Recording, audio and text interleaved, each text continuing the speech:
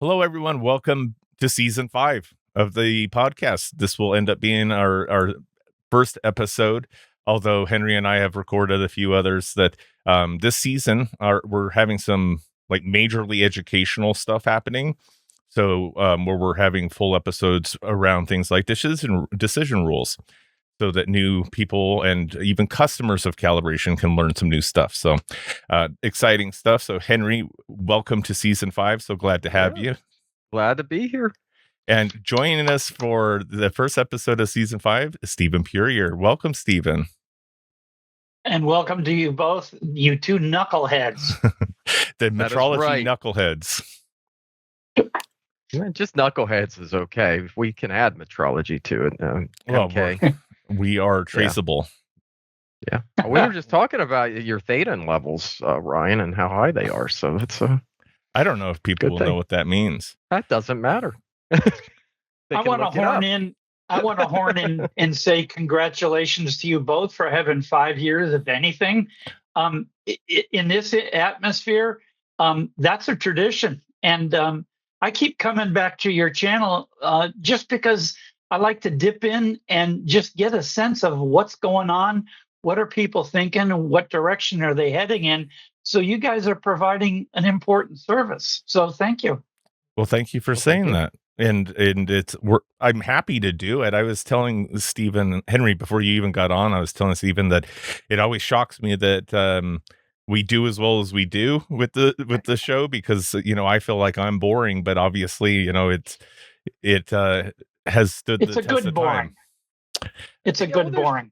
There's a need for it because there are more people that are doing metrology podcasts, but our group I think we're all pretty close knit. Like if you mention somebody, chances are we'll know them or have heard about them. Right. And that's really interesting because in the world, like you mentioned somebody like somebody over you're probably not going to know X or Y or other people in different regions, but even that crosses over. There's some people like in the UK, like it's saying there's some people even in Africa. I know that's what I was thinking of at first. I almost did the proverbial like foot in mouth saying Africa, but yeah, there's I know 3 metrologists from Africa. That's insane. Yeah. So yeah. Yeah, we have new students in ours from Africa, a new certified technician that took the test. Like it's getting worldwide, so it's very exciting. Stephen, I asked you on for episode 1 not only because you're my favorite author on LinkedIn, but we also enjoy chatting with you. Stephen has been on the podcast before if you want like a real in-depth background for Stephen. But Stephen, do you mind just giving a brief introduction of your time in metrology and I mean, you can mention what you're up to and stuff like that if you'd like. I'd be delighted. Yeah, I'd have to say I come from left field as far as metrology practice is concerned. Like almost all of us, I'm largely self-taught. I have gotten certifications here and there, but yeah, I'm largely self-taught. I'm also from an oddball industry, which is pharma. Mm-hmm. Pharma does a lot of measurement. They don't use uncertainty anywhere. They're required to track it, and once they've received a doc that says, we just did a traceable measurement on this standard, it goes in a file and that's it. I've been retired for 7 years, so I'm drifting away from my industry. So I need to reissue my request to younger listeners. If what I just said about pharma has changed and they really do use uncertainty in an operational way, please tell me. I'm out here making a fool of myself, but the last time I checked, pharma had used uncertainty in 3 decades. So I'm assuming that trajectory is going to continue. So from what I see, you're right. Yeah. Yeah, it's still TAR based. Some of them that I know of, and some of them are metrologists working at pharma companies, and they're still using TAR based decision rules and Right. everything else. And I've noticed, I had the privilege to sit in a NCSLI session with Andy Oversaw and Rob Kanaki, and we had some pharma people in from overseas. And the overseas people, I do think, are using uncertainty a little bit more. They had some really good practices, like let's leave our standard gold temperature sensor on the wall, never move it, and then we're going to have a duplicate one that's right beside it, and that duplicate one goes to Cal and gets shipped out, and they were doing like really interesting things. It cost more money to do it, but I think their overall risk level, it was all about risk mitigation, and the course was a risk mitigation course that I sat in for the day. So they were just taking notes, and really good, really great people. But even if some of them are starting right, you could extract out pharma and put in aviation. I mean, there's plenty of places like your big places, Boeing and all that, they're going to be traceable, but they might have suppliers that they don't care about uncertainty. And what's funny about it is a lot of times they think it's like this huge thing that has to be done or that is very cumbersome, but it's like, once you get it done the first time, it's not that hard to keep up with. Right. It's that's one of the interesting things about uncertainty is that it gets more and more expensive to avoid it, and then in the background, ways to employ and start from scratch and create an uncertainty budget are getting cheaper and faster all the time. It's not esoteric. And at the same time, you have people still doing gauge R&R and measurement system analysis, and it gets more and more. There's this accretion of, we're not talking about uncertainty. Here's what we'll do instead, and it gets bigger and bigger and bigger. And finally, why don't you just do the damn uncertainty and get it over with? It's cheap. It's easy. It's just you're just taking a shot. No one's going to hold your feet to this estimate, but you've made a transition and you're willing to make an estimate. And that ties right to Henry. Risk. Do you think you're not taking any risks if you ignore uncertainty? Yeah. No, yeah, it's insane. Like, and the people we've worked with lately, it's been this whole, let's get our company will not spend money. Let's get a whole bunch of engineers in the room. And I'm sitting there thinking, this is a company that wants to save money and they're spending $2 to save $1. It's like, instead of just making the measurements and buying the equipment, they're trying to get all the theory and everything else behind it. And then they don't know how to create the model, which is everything that goes in the budget. That's really where it starts, right? What do I need to measure and how do I work backwards to do it? And this is where, like, I need a metrologist. I need somebody that has done it before that can help us and guide us and get us there a lot quicker on what we actually need to measure and what matters. Like, if I have all these devices, there's a lot of things on the spec sheet that just mean nothing to what you're actually measuring. And then there's a lot that mean absolutely everything to what you're measuring. Right. And being able to separate those is where the gap between the experience gap comes. And speaking of separation, Henry, I want to say the work you've done on global versus specific risk I think that's really important, because it allows people to understand that there's a way to subdivide risk and attack the pieces that are most critical, and then broaden things out later when you have a little bit more time and money, instead of just freaking out because, oh my God, we're at risk. Yeah, you're at risk. Okay, deal with it. It's easy. I mean, it's any management, any company should have a risk matrix, right? You have it. If your shipper comes off, if it's not automated, or if the shipper goes down, if it's automated, what do? There's always risk because you're operating for a purpose, typically to make money. That's what most of us operate to do, or to stay in business. But to stay in business, you need to be in the black, so you need to make money. So it all goes that way. But if your risk is so high that you make a bad part and that goes out and that can bankrupt you, you're probably saying, I want to put in all these steps to make sure I don't get bankrupted. And that's all that I think uncertainty comes down to that, right? Like if I have a fundamentally good understanding of my uncertainty and my measurement process, I can now make educated guesses that are based on some really concrete information. Yeah.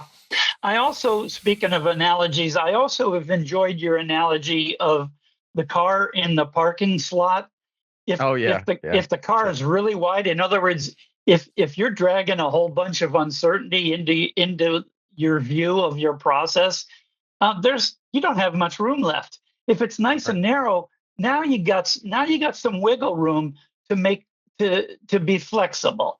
So I appreciate a good car analogy. They go a long way. You get a lot of miles per gallon out of them. Thank you. Yeah, that one was one. Everybody I think can relate. You've been parked beside a car and you can hardly open your door to get out. Yeah. Versus you can swing your door open and not have to worry about denting the car beside you. So, yeah, that's one of now we're doing some field goal stuff that's coming out in CalLab magazine. Nice. Using for a good sports analogy. Yep, the field goal kicker, because global, the quick of it is global's population data. And if you're watching a game and your kicker misses and you're saying, but they make 98% of their kicks before it from the 30-yard line, that should be in. Yeah, you're right. Your team doesn't win the game based on it should be in and 98 percentage. They lose the game because he shanked the 2%. He shanked the kick. So boink, single or specific risk. Just it's in or out. It's pretty easy, right? Versus global, where you're dealing with that whole population.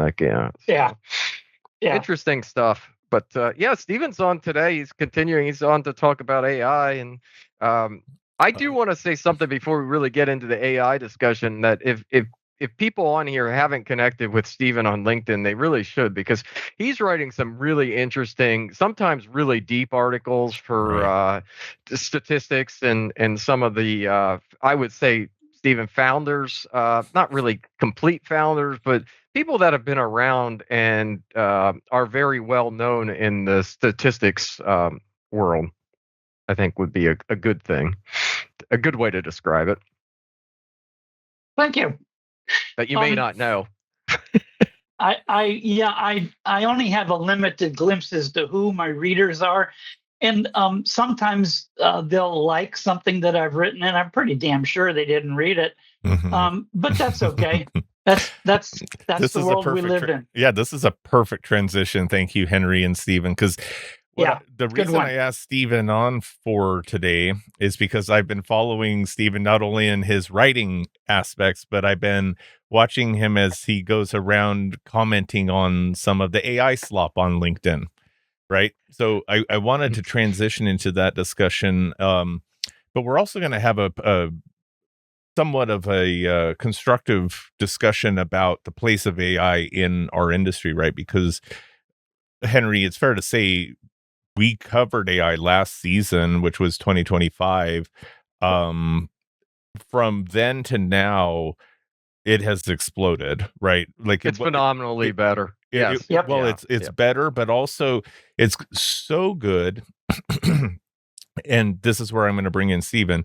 Stephen, it's so good now that it can generate some educational content, possibly, or like a post material, right?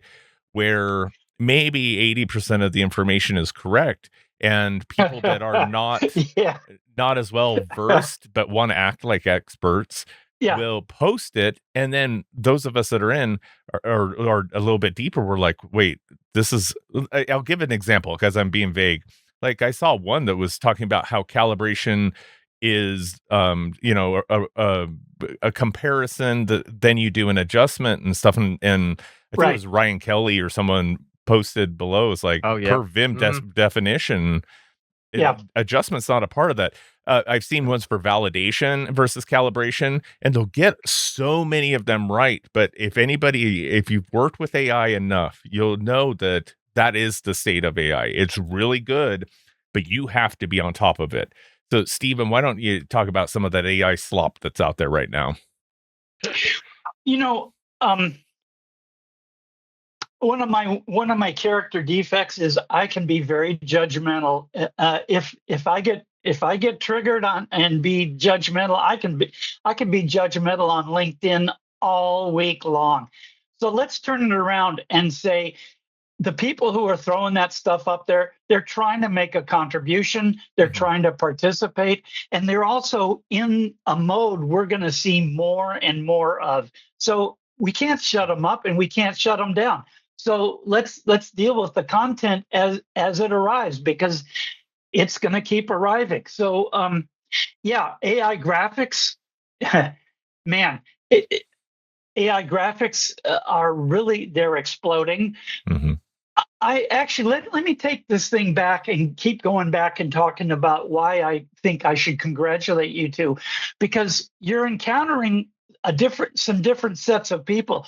Some people are getting into calibration that weren't here 5 years ago.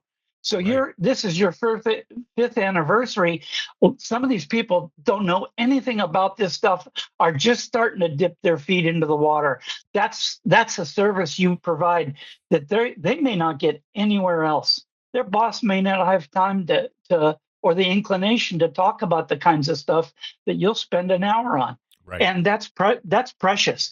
And then there's the people who've been here a while, and some of them have wrinkly skin like this. They've been here quite a while, but we want to talk about where are we going next. Mm-hmm. So yeah, we're going to AI. There's no stopping it. So since there is no stopping it, I think it's important to establish a framework within which we can discuss it. So, and as Henry pointed out, I like to go back to the sources. That's my training, is what is the source that created the background that we're working in. And they're out there. I mean, famous guys like Alan Turing. Alan Turing wrote a paper in 1950 where he didn't talk about AI because there was no such phrase as artificial intelligence. He talked about machine intelligence, and he practically invented that phrase. And he said a lot of incredible things. Some of them were good. Some of them were really, really not so good.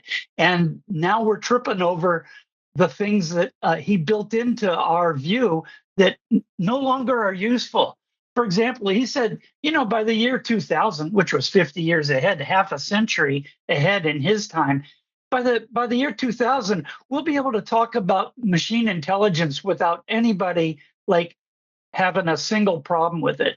Well, guess what? That didn't turn out to be true. He also he was projecting forward with computer machinery that's 10,000 times slower and with 10,000 times less memory capacity than we have on our phones. And we haven't made it to artificial general intelligence yet. In fact, we've had to change the name of the phrase. We don't talk about AI like it's going to be smart, because AI is what's running all our chatbots and creating these little graphics that you can throw up on LinkedIn in I don't know how long it takes, but it must be pretty fast. So doesn't take yeah, long at all. So which is good and it's bad. So yeah, Alan Turing is an important person for people to check back on. Another problem he built in for us was the Turing test. I'm not going to tell you how to do AGI, but if you can fool a human with what you claim is AGI, if you can fool them, then it's AGI. Well, that's not useful anymore. It's not true. It's not useful. But his work did help us move forward to the point where we are now, where we can ask a few more intelligent questions like, what are we doing? How do people think? What are the mistakes that we're building in? What mistakes are we building into metrology that we can't seem to quite pull ourselves back far enough from to see, oh, this is why this is why we're in this dead end. And while we're talking about my character defects, I'll tell you another one. I go through fads. um, I'll follow somebody for a year or two or however long I think I can still pull profound stuff out of what they're telling me, and then I move on. Um, I've currently been in a fad with David Deutsch for 2 or 3 years now. David Deutsch is a guy who writes about AGI, and I think in a really informative way. He's a particle physicist, but his science writing is superb.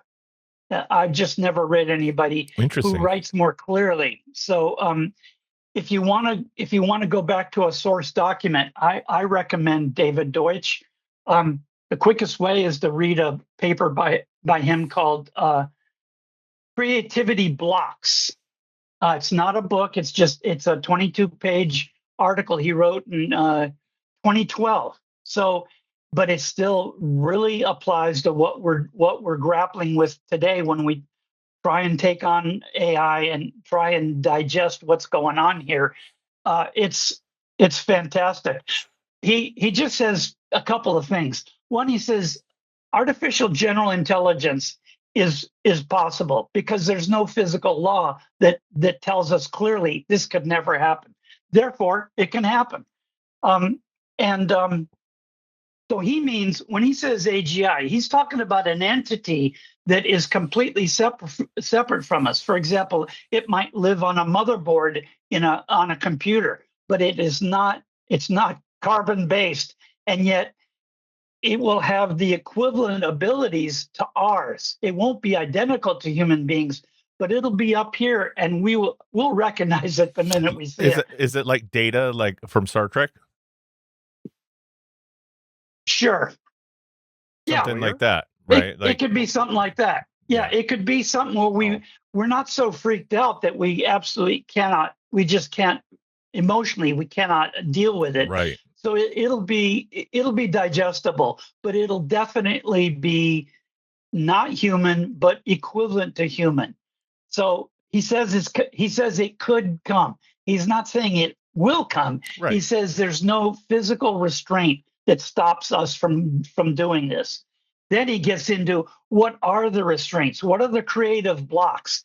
And the thing I get out of his paper, I swear to God, I've read it 40 times because every time I read it, I get a little bit more out of it. The essential thing we're lacking right now is not technical. We don't have what's stopping us from going forward in this area is not our technical capability. It's our philosophical tools that we have to use to examine the problem and examine ourselves. That's what we need first. So later on, Ryan, we're going to talk about the document you created. Yeah. And we can see it. We'll see David Deutsch alive in this document. Oh, that's great. I really recommend people get a copy of Creative Blocks by David Deutsch. I'm sure you're going to be really happy with the results. No, that's great. Oh, And Stephen's referring to a policy document. So I developed an AI policy document that we're going to discuss here in a few minutes because I see it's unavoidable, right? I think that's the point, right? The AI slop and all that stuff, it's fun to poke fun at it, point fingers, whatever, right? But really, if you get to the heart of it, what's the issue? And it's one of those things of something I teach my students all the time, that is metrology specifically, calibration specifically, because that's what I'm talking about here today is AI in reference to metrology. Right. We are not in a business of impatience or rushing through things or quick generation, right? And AI, because some of like my tone at the beginning of this, you might think I'm against AI, but then you'll read the policy document and you'll see I'm very much for it, but it needs to be very carefully monitored, right? And us as metrologists, like the entire point is that if we're posting something, if we're putting something up there to teach others, that we got to do our very best to verify the accuracy of it, right? And if you can't verify the accuracy of everything on there, are you the right person to be teaching that subject or presenting that subject at that time? Yeah. Right. But like that's probably the best. And what do I want to say? If people for the people listening, yeah, if you don't know what you're posting and you just let AI do it, there's a tremendous risk there for there to be wrong. Right. Right, Yeah. Ryan, that's where you were going, and I jumped in on it because you see it. This is what you see on LinkedIn, and then the people that know immediately are like, "Oh, this person used AI." They don't know what they're doing. Or someone that's marketing, because marketing's notoriously horrible. I think even Mm-hmm. good, really, really good metrologically sound companies can have a marketing department that uses AI and Mm-hmm. comes up with, oh, you need to maintain a 4-to-1 TAR and all this stuff that we know, like, Yeah. from listening, that's not that the greatest, because they just want some ad that's like focusing on accuracy and precision. Let's make sure we hit accuracy and precision 20 times, and then people will associate accuracy and precision with us, even though we may not have the faintest clue what we're doing. Yeah. No, that's Yeah. exactly it. And you can view that stuff out there. And someone, this isn't my original thought, but I can't attribute to who it was that I heard it from, but it made a lot of sense to me that it is like we all grew up through the .com era of when there were just websites for everything, right? And there Oh, still yeah. is, but Mhm. like remember the old like you can point them out anywhere where it's like the really old text with like bright colored backgrounds, like everyone had Yep. some wild page, right? With a click counter on it, like everyone had to build their own page, right? It feels like that right now where everyone's like, hey, look, I can produce so much. And Yep. I've had a year, this last year, producing a lot of things here at the school. And, I've been very clear at the beginning. I like, how well will this produce stuff, right? And it's always very apparent to me when you start trying to get AI to do certain things, like training people, because I am that is my livelihood, right? And so, how Yeah. well is it at reproducing me? That's something that's very of an interest to me. And it doesn't take you long to realize that AI has never taught a human how to do anything. An AI has never suffered through challenges that happen on the job, right? Like there is an experience factor to teaching, which someone like me to produce something, and I have one of the best collaborators now having AI, right? Because I can see through some of the BS. I know where to fact check it, but Mhm. I'm not every user, right? Like, just like when you two if you were to use AI, you're coming in with a greater advantage, because you can, like Henry, if you went to AI and it's like, hey, can you do this budget for me? You have the ability to take that budget and then go and validate it yourself, independent of the AI. You can Yep. go and use Just a calculator, Excel, Mhm. whatever, right? Am I making sense there? Like there. No, it makes a lot of sense. I Yeah. just did it with so we sent a Fluke 8588 to NIST. And I have my own budget that I've done for years, and now NIST is reporting per point. And I threw it in AI and I said, is there a better way to do this? Right? And AI is like spitting out, giving me all and asking me a lot of prompts and a lot of different questions for it. But now I have true type A data that I don't have to rely on some of Fluke's specs for. So I'm like, I want to, like, I'm using it more as an educated person that I can bounce things off of. And I think it's a really good tool to do that, because oh yeah, well, what if I do this? And then you can dig deeper. Well, should I use a pooled standard deviation here or not? But you have to really know what you're doing in this context to get around and use AI. But for Excel, oh my gosh, it is just so. This one sheet I just created, I'm like, you know what? Like, I don't feel like redoing this, so I launched just drag and dropped another sheet over, and I said, copy the same formulas to make sure everything adds up to 100%, and where you know um, raise them to a power of fourth and whatnot, and it did it, and it saved me probably an hour of time. And then I'm Yeah. like, yep, that looks good. Here's test data. This is good. Also on validation, I find it really good because AI will go and pull out Python. That's typically what it's scripting in. Mhm. So it'll do the complex math to verify what you entered in. So I think it's a good a really good tool in that way. And also the things that us as humans tend to do is we tend to forget if we're on large spreadsheets what changes we made and where. Mhm. Sometimes when we like doing the when we say what was updated, and AI is very good at saying, well, you changed our these, and it's very good Yeah. at analyzing to see if I have a static. One of the other things we tend to do, for those that have made Excel spreadsheets, and then I'll get off of this, is you program everything in, you validate it, you verify it, and then what happens? You go next time you use it, you realize you left some stale.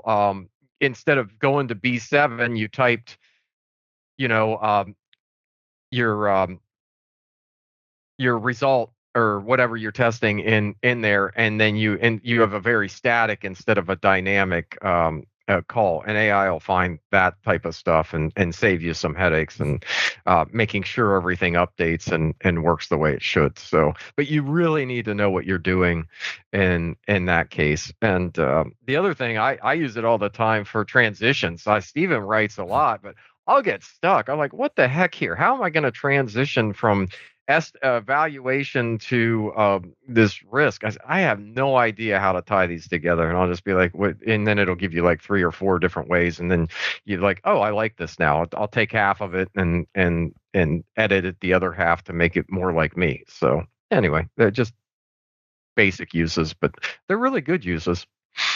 So No, I'm with you. yeah. Yeah. And the medical records, I must say, that's where if anybody's had a medical test and you don't know how to read it, AI can certainly simplify those. I highly recommend it for that. Yeah, because I don't know what the hell when they talk about the medical records. What's one of the big words that they say and you don't love? Irremarkable, and you're like, wait, I want to be remarkable. I don't want to be irremarkable. Yeah, and those type, like everywhere. It's like attorneys stuff when they say stirrups and all the other words. You're like, words you haven't heard of. So, Yeah. but I do have one thing to add that's a little off base here.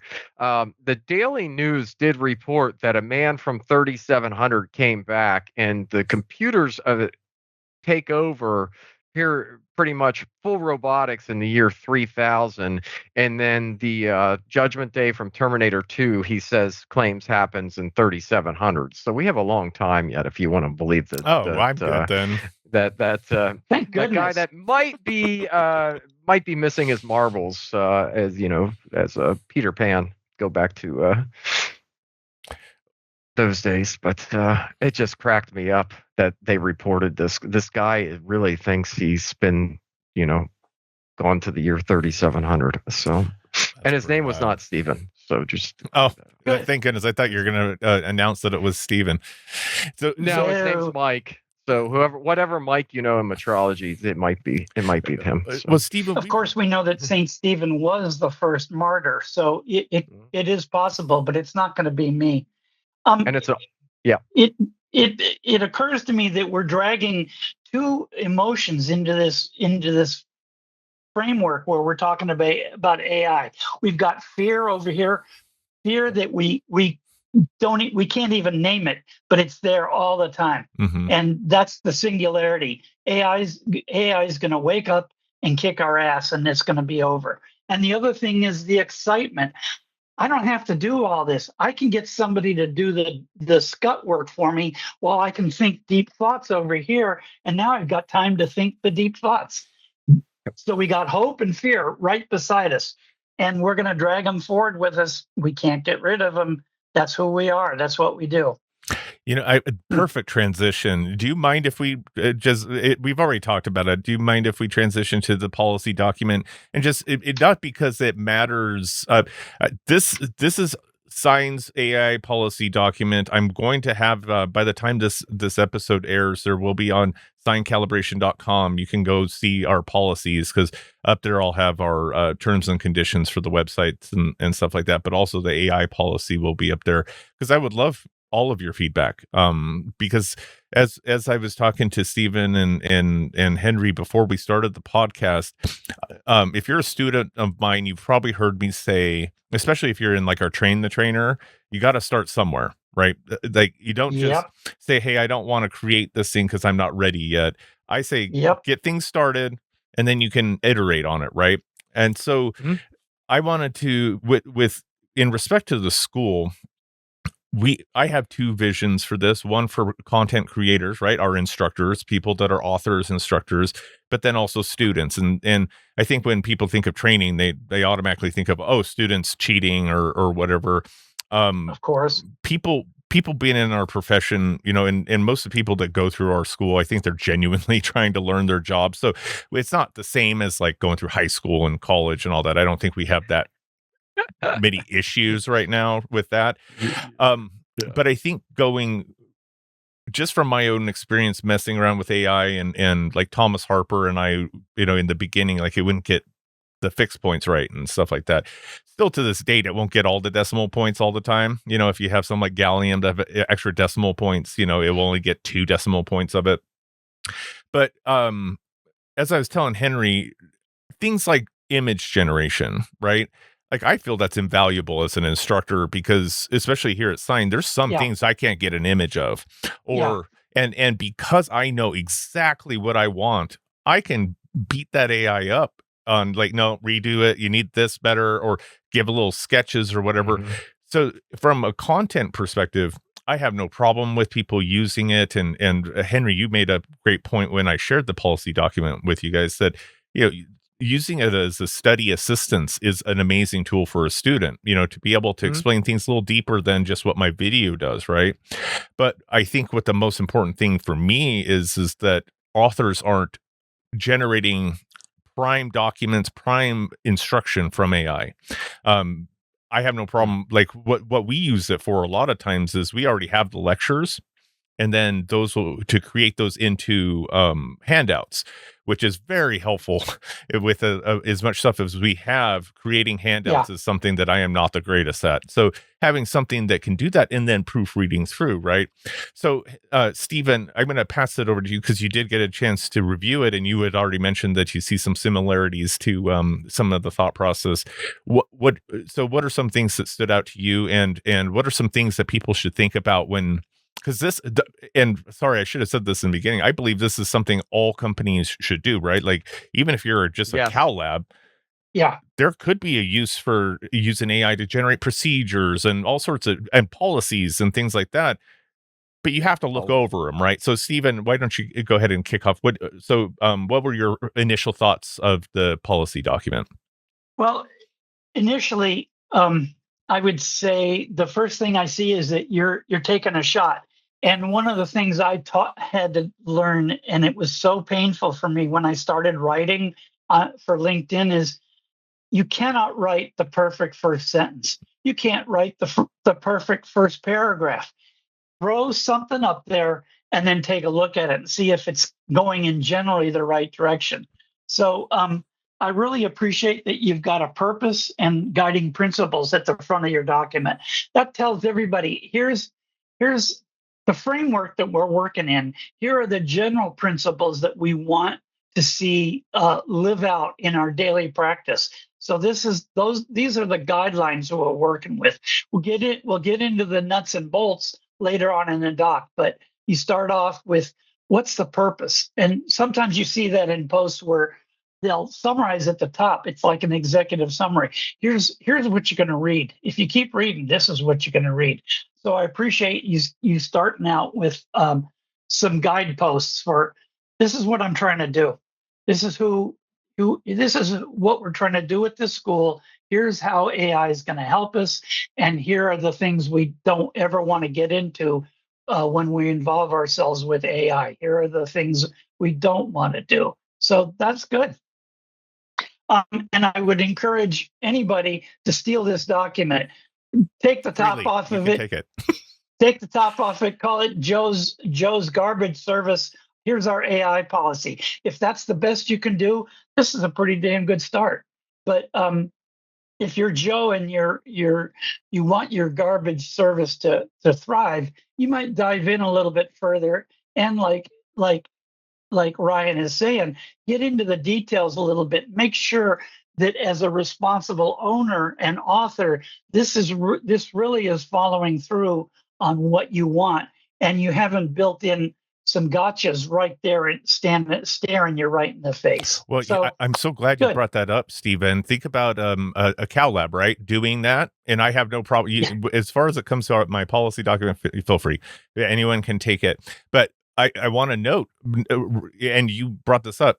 This is for our educators and our students, right? Yeah. I don't know if I asked Henry this yesterday, but Stephen, have you seen that Adatel has an AI generated powered pressure gauge calibrator now, right? That has a camera that can read the gauge and it can record the data and stuff. So AI is now, and Jeff Gus had a really good Metrology Monday this week talking about, and if we have time, I want to talk about some of this at the end, but where the AI can fit into processes, right? Because you can take constant measurements, which haven't been able to be done sometimes before. Yeah. Yeah. So where does AI fit into your lab if it's actually taking data, right? Like, and how is that going to be used for what customers, and how should it be explained to customers, right? Just some thoughts. What do you think about that, Stephen? And Henry, what do you think about it? Go, Henry. I think how do you validate it is one of the things that you have to do with all of this. I mean, if it's messing up every 1 in 20 times, is that okay? Like, again, back to the risk-based thinking. Jeff had a really great last year presentation at NCSLI on this, and Fluke had done the same thing that Adatel's doing, and they threw a lot of money at it. But it's that character, I forget what they call it, but it's the character recognition, and they've had it before in production lines where pick all the white tiles, pick all the out, all of that stuff. But it is getting really good at recognizing things and extracting things. And this is where I think there's for labs, all labs need to have, they should all have an AI policy, right? And they should go through it and review it. And if they're not ready for AI, they should get ready for AI, right? Make sure you have your data in silos. I mean, I want this. I cannot believe now that we don't have it. Like, there's major software companies out there that I want to know. I don't want to have to scrub all my data. I want to know what manufacturers are the best. I want to know trend analysis, right? And AI, that large language model, can go through and scan all of these PDFs, everything else, extract the stuff out, and tell you, like, this one has, the manufacturer claims 90% end of period reliability year over year, and then say, hey, we see 100 of these instruments. What are we seeing? Are we better than that, worse than that? And then you can start asking the why questions, or you can start saying, hey, did that manufacturer really do something that we're not doing here? Because manufacturers like to claim specs and stuff that achieve once, never repeated sometimes, and where other ones are like so conservative that you're like, why are you putting that in? You talk to someone like Jeff, like, why are you putting that in your spec? It's, we're X times better, and, all this other stuff. So you really have to understand, the manufacturers that are conservative and those that are just like the achieve once, never repeated. But yeah, I think everybody should have the policy. Ryan, yours is off to a great start. I think AI is great for summaries. I used it in my last PowerPoint that's given at NCSLI for summaries. I said, what's weak on this? Go through my whole slide deck. I've been teaching it for 15 years. I'm completely blind and oblivious. Once you've taught something for 10, 15 years, you are, you can add new stuff as you learn and all that stuff, but you're kind of blind. You're not going to redo your data. And it's like, you should put summaries at the end of it. And maybe you want to split these sections. Like, that's probably better.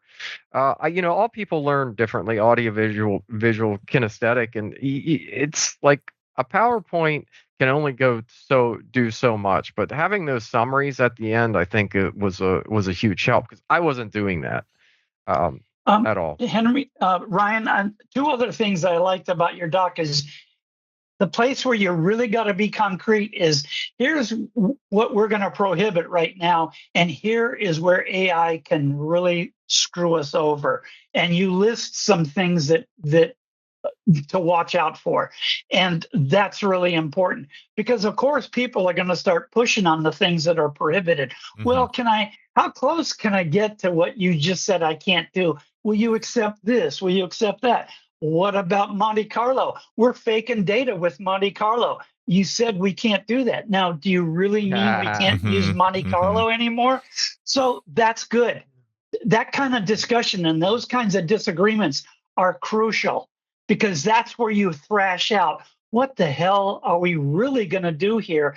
And then you get all the great lazy people they'll wander off into the weeds somewhere and come up with something you didn't think about that will really help everybody. And of course, being the kinds of people they are, they'll tell everybody, hey, watch this. And then so your crew, either your staff or your students are going to pick up some wonderful things that they just haven't had time to think of yet. So yeah, tell us what you're trying to attain with this document. Tell us the things that are forbidden. Tell us the things that AI is really dangerous about, and then in 20 years we'll look at it and think, oh God, Ryan, that was so primitive. And you know what? That's fine because you got to start. You have to start somewhere. So good. Henry, Stephen just made me think about that. Like with I think it's invaluable. I mean, it's so many great things can come out of it, especially like we're saying, exploring thoughts and getting ideas and stuff. I think one thing, just looking back as my time as a technical manager and a lab manager, I think it would also be important to put in there into your policy, maybe not to implement anything without bringing it up the chain, right? Because people are going to be using this stuff whether you want them, whether you like it or not, right? Like the opinion you personally may have, your employees are going to, there's going to be some of them that are using it, whether it's Gemini, ChatGPT, Claude, whatever, Copilot, So it's best that you have an open discussion and let them know some of those guardrails, like Stephen is saying, but then also make sure that they feel comfortable bringing up changes, right? Like I am with the public, because I feel like our program is for everyone, right? So I want to make sure that I'm not missing something. So like Henry, I'm sure you wouldn't want someone implementing some sort of AI tool without, an approval of like the lab manager or yourself or something like that, right? Right. Well, it depends what you're using it for too. I mean, yeah, absolutely. If our temperature, we hold plus or minus 1 degree. It became 100 degrees outside, and the condenser unit was shutting down, and we're like, we don't know what we're doing. This was like July 3rd. So you know what we did? We got the AI tools out and then put the model number of the unit in and said, what can we open up over the holidays so our lab does not shut down? And it was a great thing. It said, these are the things that, are really tight and the everything's fighting. And we used it in that scenario. We also bought a portable air conditioner at that time. That's another story that we're fighting the people that installed our HVAC system. It works 90% of the time, but the other 10% were, either having to use, it was not designed properly. Let's just put it that way. Cal labs are rough on HVAC, and we're fixing it all.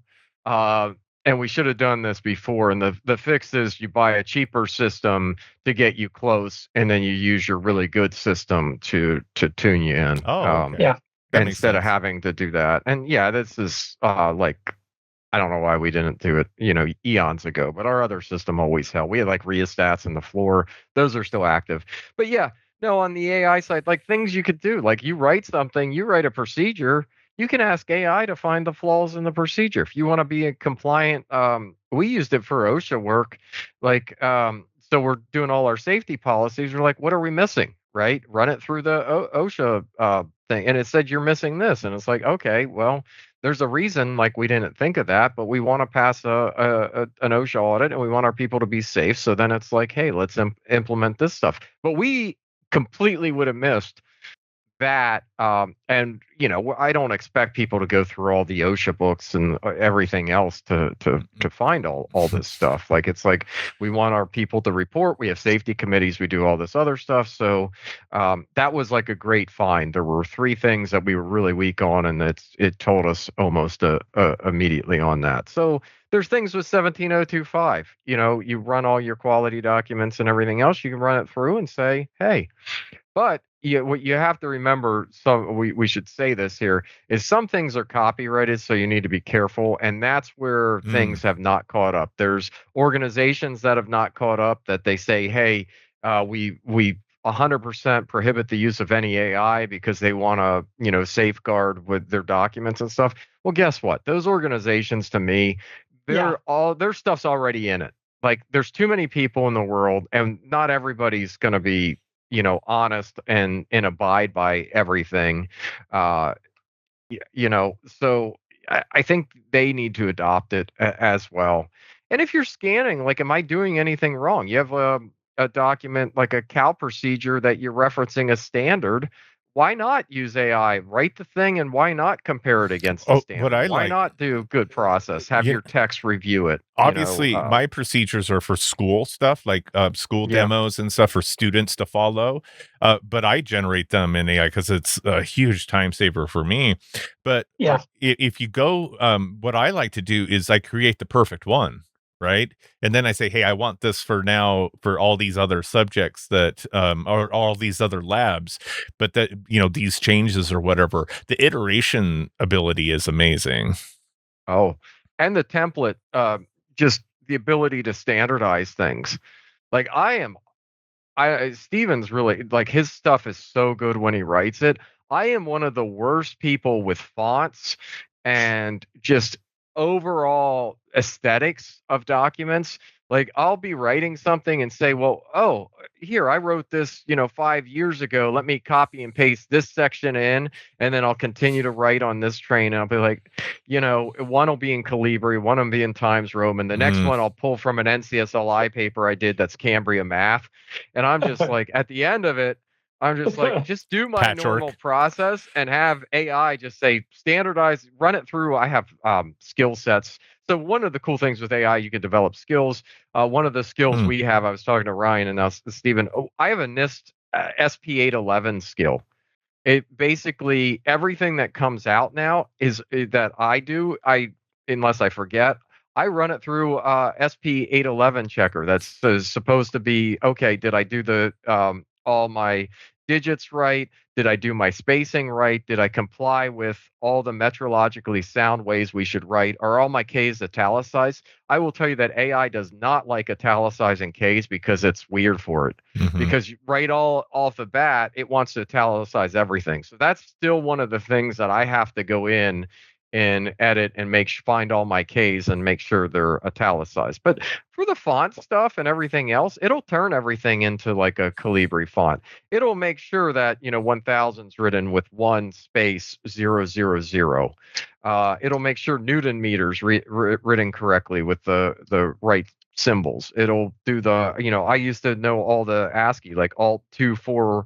No, it's Alt 241 gives you your plus minus. Now it'll go through and do that. So, so there's cool things.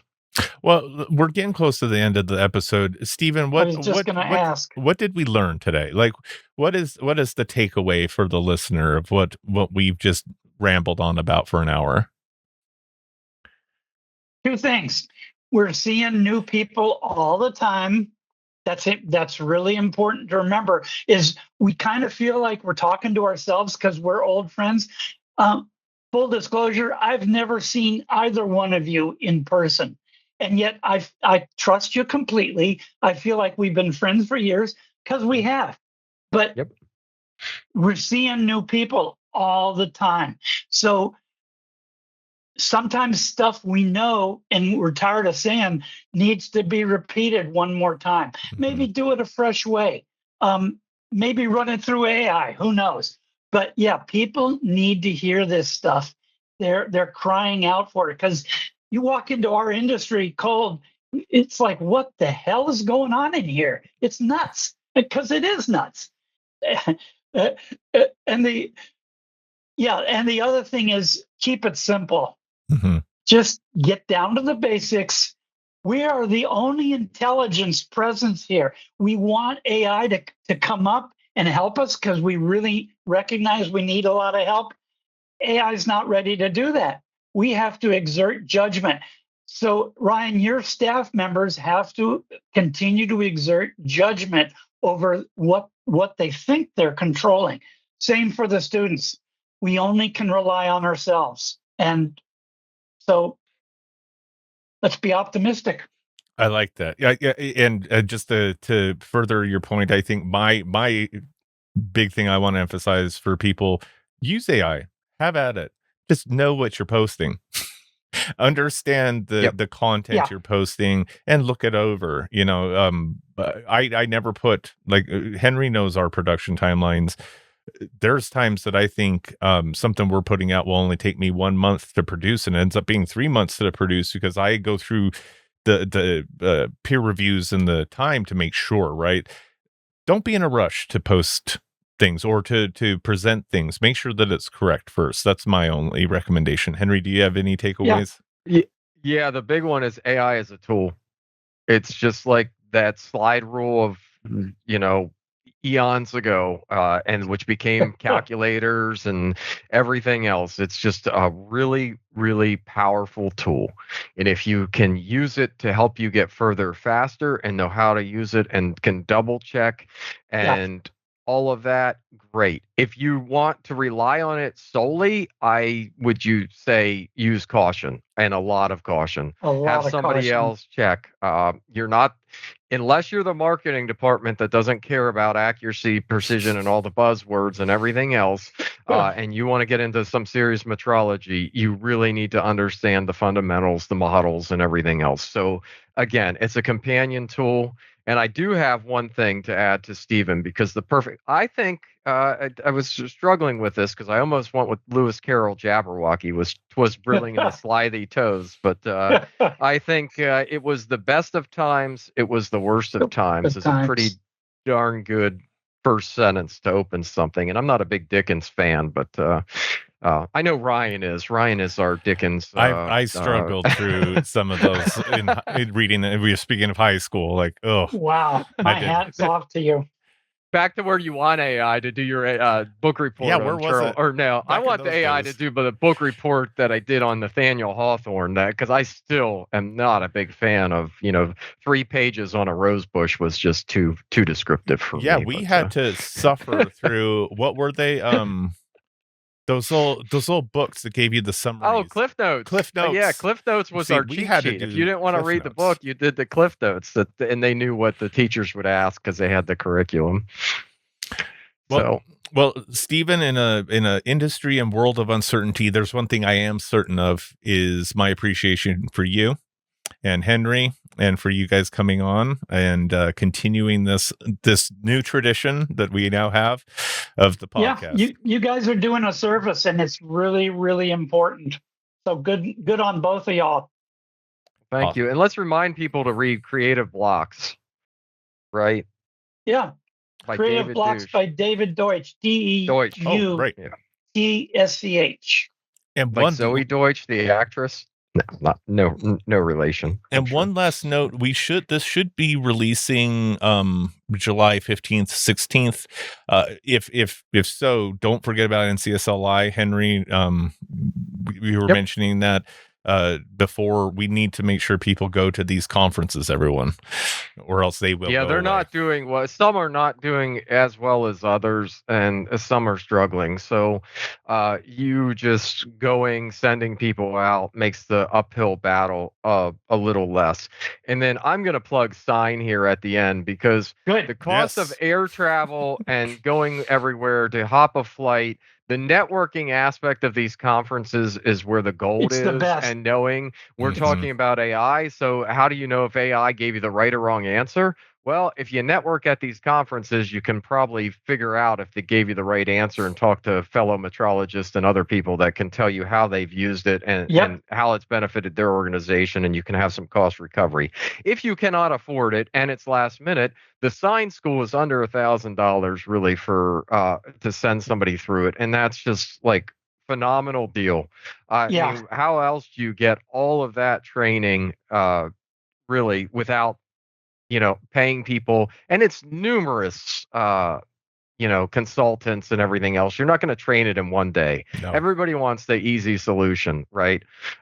It takes time. It takes time to master this, and you have that video program, the lectures, the course content, and everything And else. us, So they can reach out anytime, and Yep. I sit on the phone with students for hours talking about things that they need answered. So yeah, thank you, Henry. I appreciate the plug. Good That's one, awesome. Henry.